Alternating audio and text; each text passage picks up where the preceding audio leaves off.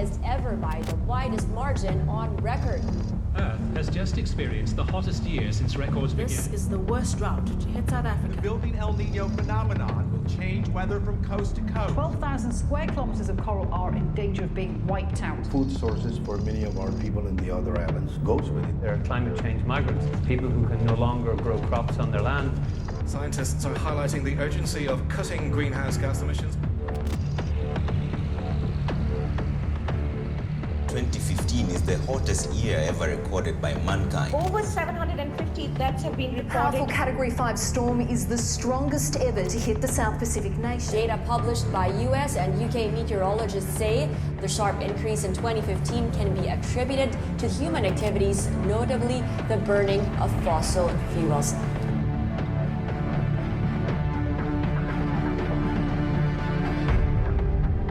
We begin this news hour in Paris, where world leaders have gathered for the UN climate conference known as COP21. It's now or never to reduce the world's dependence on fossil fuels. Over the next few days, we will decide the fate of this planet. Breaking news: after years of negotiation, a climate deal has finally been reached. The real headline, the real news, is the voluntary aspect of this. Yeah, not legally binding. This is the same old thing. There's no enforcement mechanism. The original goal was to limit emissions so the planet would only warm by 2 degrees Celsius.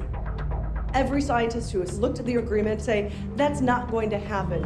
The planet will still warm by 3.5 degrees by the end of the century. And that's not nearly enough to stop the very worst impacts of climate change from impacting the planet. More needs to be done.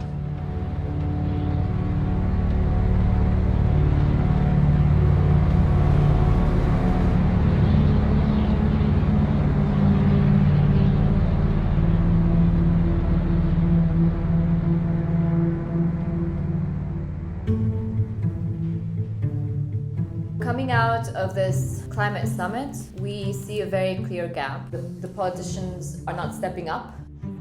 We're seeing the people and the movement stepping up to close that gap. There are groups around the world organising to shut down the fossil fuel industry during May 2016. It's time that we begin to take the issues that impact our climate and our environment seriously. Break Free is a global moment where, for the first time in the movement, we're seeing a very concrete time frame when escalated actions are happening across 6 continents, targeting major fossil fuel projects with the message that the oil, gas, and coal need to be kept in the ground. It is our future. We must say no. The level of urgency is coming together very clearly worldwide. We can't wait for the politicians to catch up with that understanding. So people are basically taking things into their own hands and doing what needs to be done on the ground.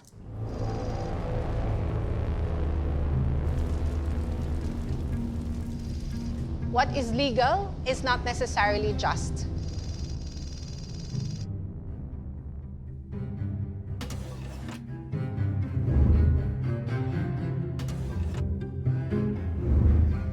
We cannot simply confine ourselves to what the law offers for us to demand a different world. I remember the time when to even distribute flyers about the issue of oil was against the law. Things remain the way they are because we allow it. The moment we do not allow it, we take away our consent, then change happens very, very rapidly. In 1986, we were able to successfully oust the dictatorship Marcos. It was not just a struggle against repression of our civil and political liberties. It was also a struggle against a dictatorship that had many dirty and harmful energy projects. We create change through empowerment of people because we believe that's the only change that will last.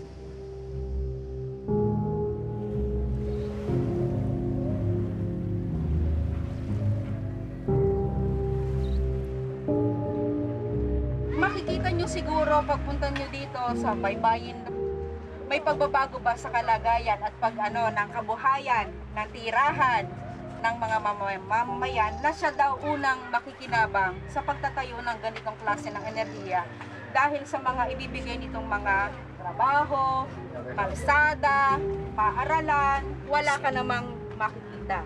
Ako ngayon ay mag-aaling na po na 22 anyos pa ako nung tutulan natin yung simula kaswan. Ay ilang taon na ba ako nakikibaka? Ay ngayon dumami pa. Totoo ho yan, tatay. Paano mawawalan ako ng pag-asa? Matitigil pa ba? Ito'y dumami pa. Hindi ho tayo nag-iisa. Halos sa buong mundo po, nananawagan na ang mamamayan ng mundo na itigil na ang pagtatayo ng mga power plant. At sa Mayo, tayo ho ay lalahok sa pangmundong aksyon laban sa coal. We allow our nature to be destroyed by selfishness. And the progress that has been achieved is only for the few. The church has to educate our people to oppose this false progress. Globalization cannot be avoided. What is globalized is materialism, consumerism, lack of care for others. What must be globalized is concern for one another. The whole world is our responsibility. Everything that we do, we are responsible before God to make our world better each day. Most changes in society come from ordinary people who band themselves together and embrace the same vision and really sacrifice for the accomplishment of their common purpose. We have to protect every individual and we have to protect our environment.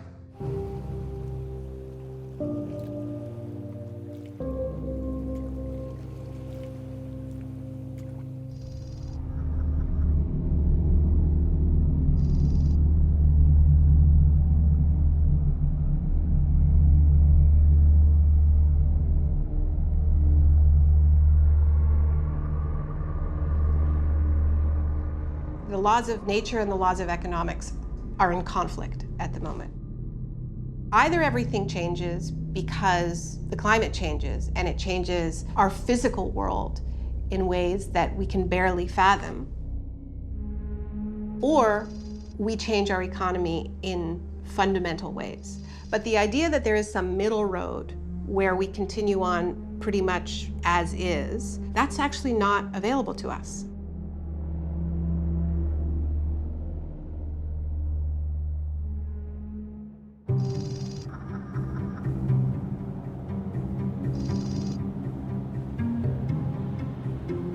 Vancouver, like a lot of port cities in the Pacific Northwest, is being eyeballed to be a significant export point for a lot of fossil fuels. Kinder Morgan is, I think, the biggest, baddest project on the table right now. It would be expanding a pipeline currently moving 300,000 barrels of tar sands a day to close to 900,000 barrels a day.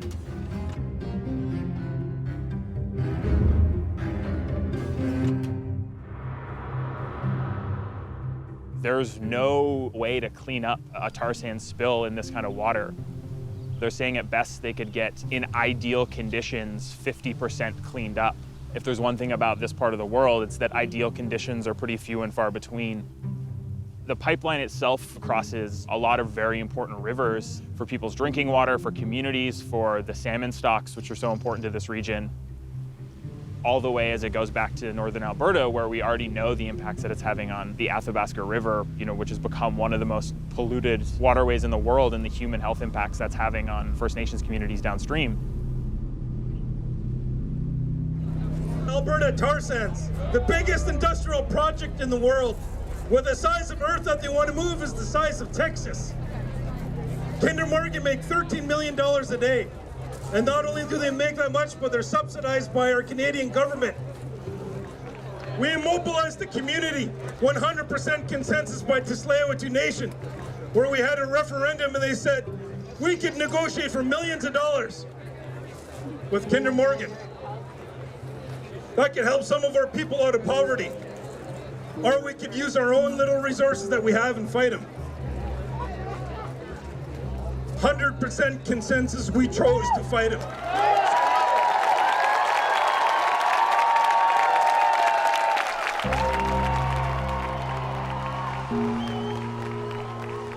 So right here is home. You know, we haven't left. This is where we've been for thousands of years. 85% of our diet came from the waters behind us.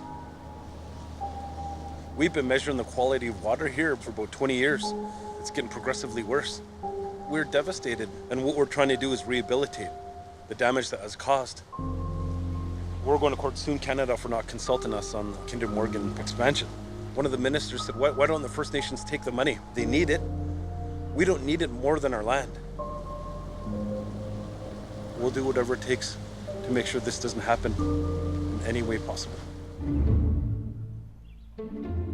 We are going to launch a massive flotilla of boats from here and surround the terminal on the other side where tankers fill up, as well as have a group of folks on land march to the gates of the marine terminal so that we block it from both the land and the water.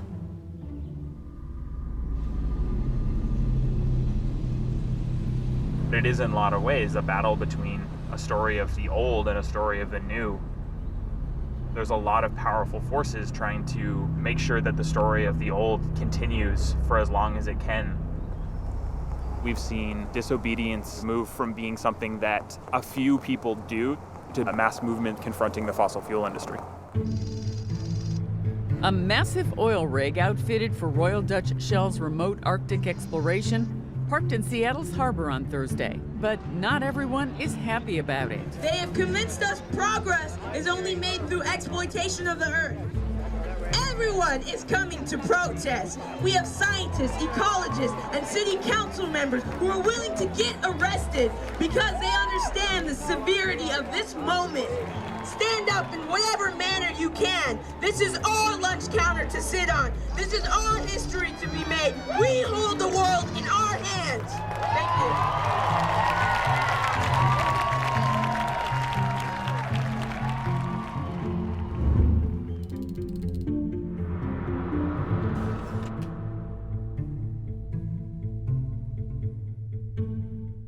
Civil disobedience is a powerful tool in social justice work. The law, it's not sacred, and to challenge it shakes our consciousness. If you can take that radical action in a way that genuinely speaks to everybody else, then you not only have their attention, you have their inspiration, and you build movements that way. Number one, preparation. Calibrate what you are asking for and how you ask for it so that you can win it. Then you've got to choose your strategy. You've got to choose a tactic, a target that can successfully grab public attention. Then you've got to make sure that your execution is flawless. The media will look for every opportunity to delegitimize you. If there is one misstep, one act of violence, it's over. I've never been in the White House, but the ability to chain myself to the outside of the White House turned out to be important and empowering, and anyone can do it. Most of us don't have huge sums of money. All of us have a body that we can put in the way. I want to say very clearly that civil disobedience is but one tool in the activist toolbox. It's not the first one that you should reach for, and if you use it all the time, like any other tool, it's going to get dull. That said, civil disobedience has a role to play. Nobody should have to go to jail about climate change. In a rational system, that would be the last thing that would happen. But because the way power is distributed in our world, sometimes we have to.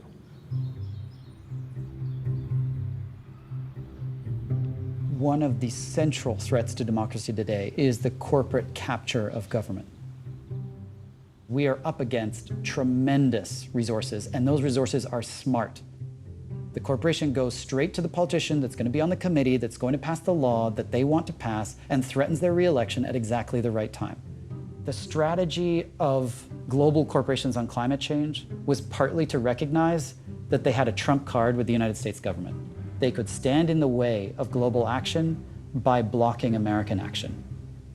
There's a level of state failure in the United States. The legislature is bought and paid for by oil companies and other companies.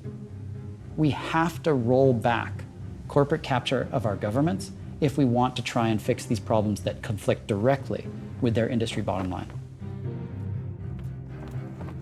There's nothing radical about anything we're talking about. Radicals work at oil companies. If you are willing to get up in the morning and make your fortune by altering the chemical composition of the atmosphere, and you're willing to do it once scientists have told you what would happen, and once you've seen it happen, once you've watched the Arctic start to melt, if you're willing to do that, then you're a radical, and our job is to try and check that radicalism. An investigation is underway into ExxonMobil. The huge oil company buried research about the effects of climate change. Reports suggest more than 30 years ago, Exxon's own scientists were taking climate change projections into account in its operational plans. Exxon was on the cutting edge of science. They wanted to be on the cutting edge of science 40 years ago on climate change.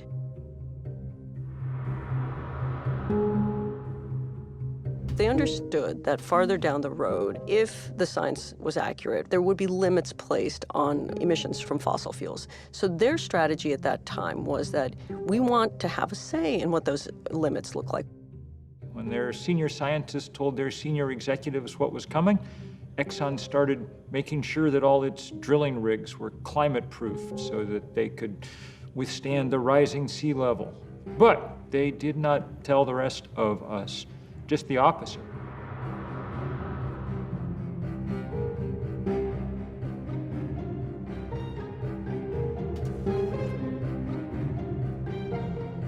Around 1989, there was a shift in the thinking at the executive level. And that was when Exxon joined this group called the Global Climate Coalition, which sounds very green. But in fact, they were put together to fight any policy reaction to climate change.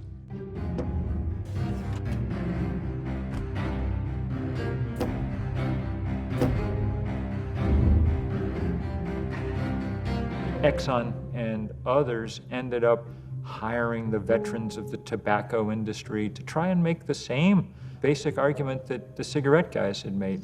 After 3 decades of investigation, no causal link between smoking and disease has been established. Scientific evidence remains inconclusive as to whether human activities affect the global climate. It was effective, and it cost us a generation's worth of time.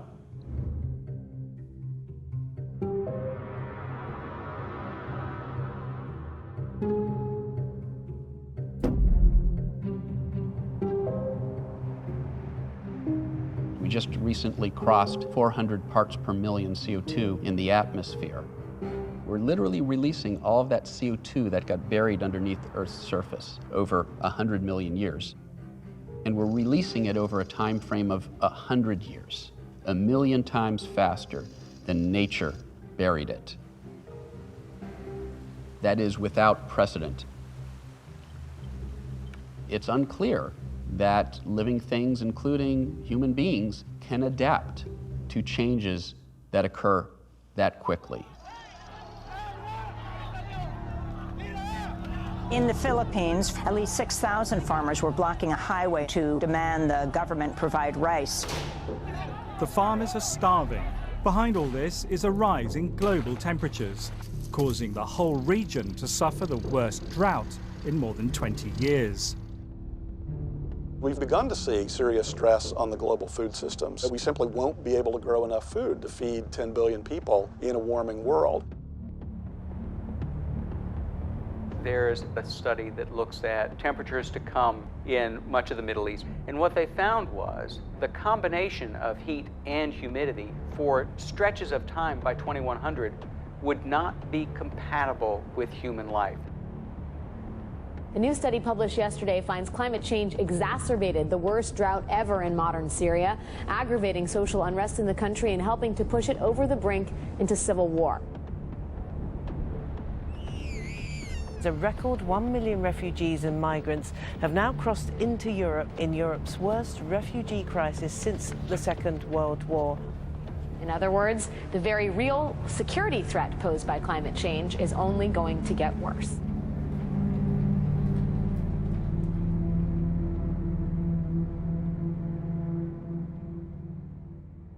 You've got to put your bodies upon the gears and upon the wheels, upon the levers, upon all the apparatus, and you've got to make it stop. And you've got to indicate to the people who run it, to the people who own it, that unless you're free, the machine will be prevented from working at all.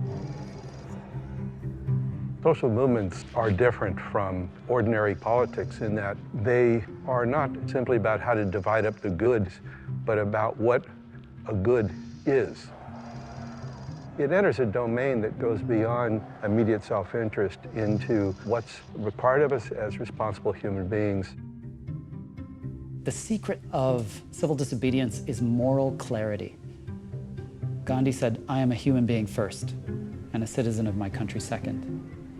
He targets the fact that Indians aren't allowed to make their own salt, and has a massive salt march across India to the coast where he bends down and picks up sea salt. How could someone possibly prevent you from doing something like that? He's taken the weakest point of his opponent and targeted it to generate the most moral clarity. Different forms of civil disobedience shaped the basis of the abolition movement, the women's suffrage movement, the civil rights movement.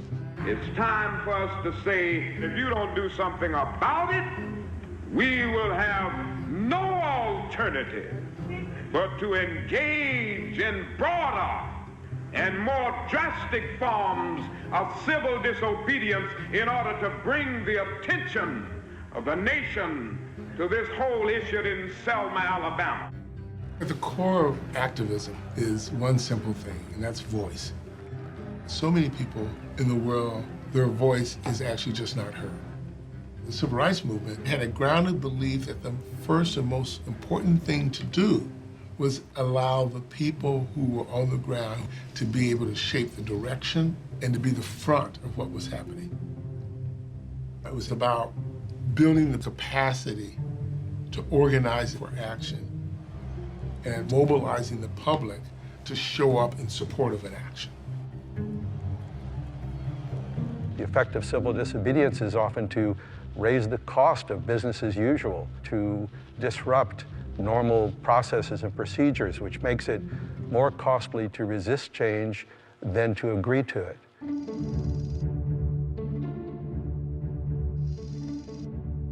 The African people are realizing that apartheid means nothing else but oppression and exploitation. To change these conditions, the leading black liberation organization, the African National Congress, had begun a mass movement of civil disobedience, defying the laws of racial superiority called apartheid. Civil disobedience brings a spotlight to the violence of oppressive states and industries. The civil disobedience that occurred in South Africa during the apartheid years defied all apartheid laws. And it was really, really strong because it happened everywhere. From street committees to unions, to labor movements, to student movements, everybody found an aspect of apartheid laws that affected them and then used some kind of mechanism to defy it. It didn't change overnight, and it wasn't one day of civil disobedience. It takes time, and you will have obstacles, but I really don't think there's any fight that we cannot win if we have the numbers.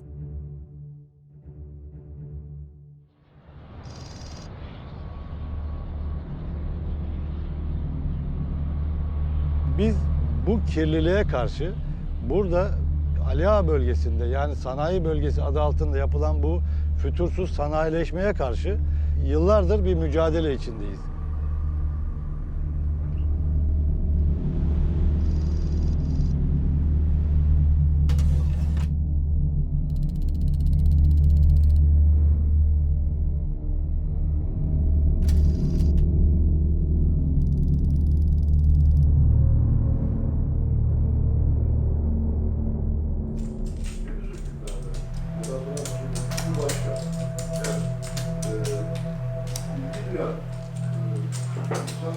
Kapitalizmin hakim olduğu bir süreci yaşadık. Genel onu yaşıyoruz.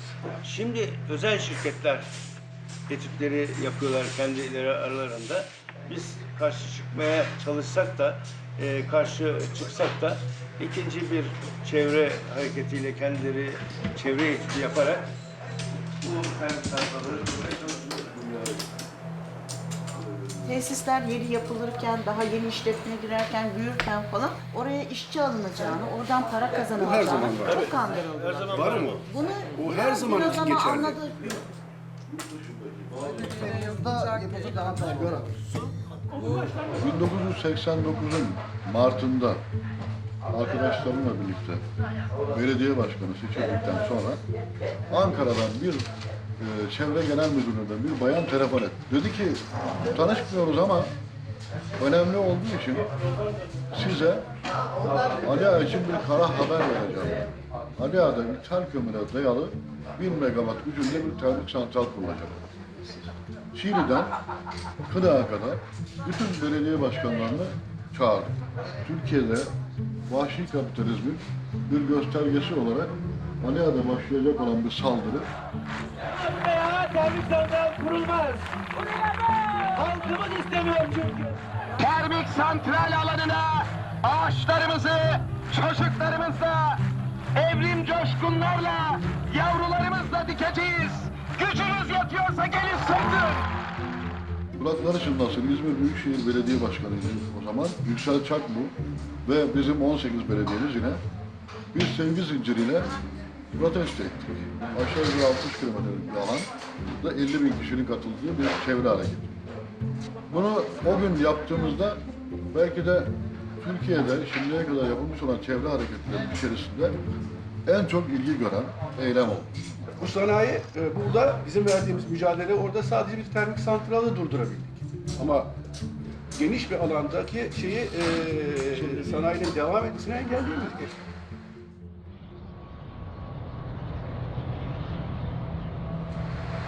Bugün Ali Ağa'da bile bir yeni termik santral kurulur vaziyette kurulmaya devam ediyor. Kimse ses çıkarmıyor. Oradaki insanlar adeta bizi kovalayacaklardı. Yani bizim geçim kaynağımızı yok ediyorsunuz. Bunu açıkça söylüyorlar dediler. Benim burada kanser oluyorsunuz, ölüyorsunuz dedik. Şekli olacak dedi ama işimiz yok dedi. Aç buyuruyoruz. Bu yani biraz insanları açlıkla terbiye etme gibi bir şey değil mi? Ya. Ben onları iki belediye otobüsüne bindirdim. Yatağına götürdüm. Yatağında nasıl etkilendiklerini anlatan bir köye var. Hatta birinin burnu tavşan burnu gibiydi. Birisinin kulağı yarımdı falan. Onlar anlattılar. Yatağın termik santralinden kaynaklanan sakat doğum oldu. Dönüşte tüm horoz yediği şeydi, eylemdi. Bir eylem planımız var. Bu eylem planımıza da Türkiye'deki fosil yakıtı karşıtı bütün yaşam savunucuları, uluslararası fosil yakıt karşıtı yaşam savunucularını buraya davet ediyoruz. Hep birlikte el ele bu fosil yakıtlardan kaynaklı kötü gidişe bir son vermek istiyoruz. Biz bu 90 ruhunu tekrardan yaşatacağız.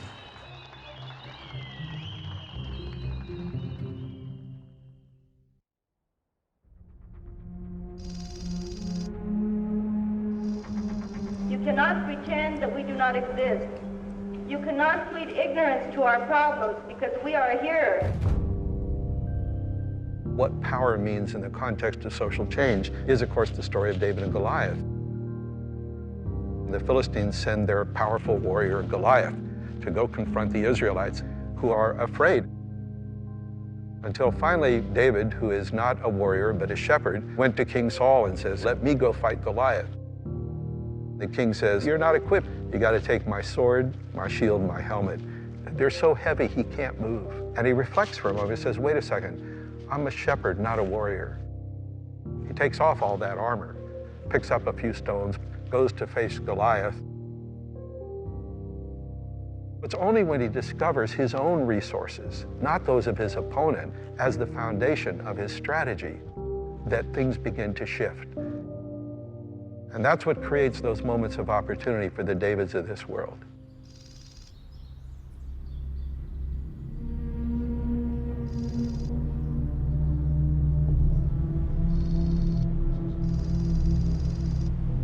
Lignite has a very low energy density. That means you have to dig up a lot of it to get not that much energy.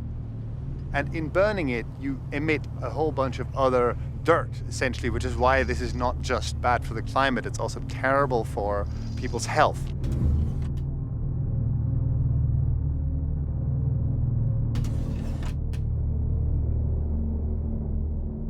Germany produces and burns more lignite than any other country in the world in absolute terms, including India and China. We look at this now and we see the dirtiest of all the fossil fuels being dug up. And of course, it is the central driver of climate change, which is a central driver of conflict, hunger, destitution, deprivation around the world. This stuff has to be left in the ground. This little town called Proschim produces 100% of its own electricity from renewables and still exports stuff into the grid. Like, this village is actually the future we need. Here you have agriculture, biogas, solar power, you have a functioning community, and this is the front line in the struggle against the madness of profit-driven extraction. The government has slated Proschim for destruction because there's coal underneath this. What we're seeing here is the future being eaten by the past. Fossil fuels are the past in more than one way. They are the past of capital, they are the past of energy, they are the past of our relationship to nature. And Hallo, genau, wir können auch von Ihrem Land runtergehen, wenn Sie das stört. Okay, so this was Frau Rösch, who was just asking what we're doing on her land, and I started explaining, blah, blah, we're doing this film. Then she's like, are you against lignite? Yeah. It's like, okay, then you can walk wherever you want.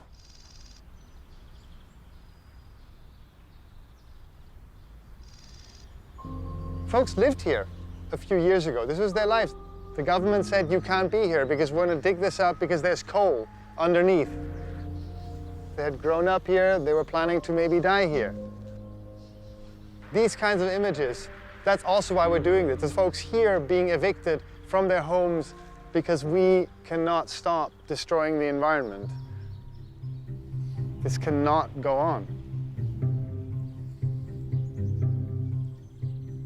All the political work that you're doing when you're mobilizing for a big disobedient action will ultimately be for naught if the action isn't a success in tactical terms. I'm going to tell you the situation as it was last year. Here is the open cast mine Garzweiler. This whole area was our action target. Now, there are always two kinds of obstacles that you need to bear in mind. The first is geographic, or let's call them technical obstacles. Then, second challenge, police and corporate security. Let's call these human or political problems. Our goal is not to fight the police, our goal is to get around them, because they're not our enemy. Our enemy is the lignite production inside the pit. So when the police start forming a line, with sheer determination, we are walking through the police lines, not hitting them, not engaging them violently, but just walking through. We ensure that all of the 4 action groups manage to get into the pit. I've been doing civil disobedience actions for 17, 18 years now. It's very hard to get a sense of empowerment, to actually really feel in every fiber in your body that you can make it, we can actually stop this. The moment when we were running towards these diggers and we saw that they were all shut down, I remember this moment of like, we've done it. It was an unbelievable moment of personal and collective empowerment in a struggle that all too often seems brutally hopeless. In May, we're going to be more people, and hopefully they won't be able to stop us. Last year they couldn't, so let's see if we can do this again. We think we can. If you say you can't deal with climate change without a revolution in values, a revolution in the way we think, people will say, well, we don't have time for that kind of thing. The truth is what we don't have time for is continuing to try the same thing that hasn't worked for 2.5 decades. We continue to be inspired by ordinary people having the courage to stand up against corporate interests, even against government policies that will bring harm to their communities.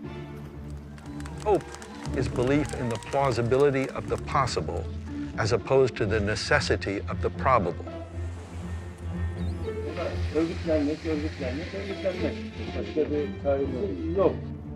We don't have the tanks and we don't have the armed forces. Non-violent civil disobedience is me making my voice heard against a powerful force that is holding us back. Keystone turned out to be a great victory because all over the country and the world, people looked up and saw, you actually can beat big oil. It may seem impossible right now to prevent climate chaos, but social movements have shown that the limits of the possible are there to be moved. My hope is that we come out the other side of this with a global sense of a new kind of power in the climate movement. What we need are new ways to do new things. To practice civil disobedience is necessary to be able to pursue a better life for our people. Batangas now is the center of action against fossil fuel. It's quite possible that a more radical approach will bring rapid change. It's straight math. How many people are active and engaged on this issue? How hard are they pushing? How coordinated are they? It's the people who are engaged that determine what government does. And all we have is a choice to make about whether we're going to be one of those people or not. The science is pretty dark and things are changing very fast.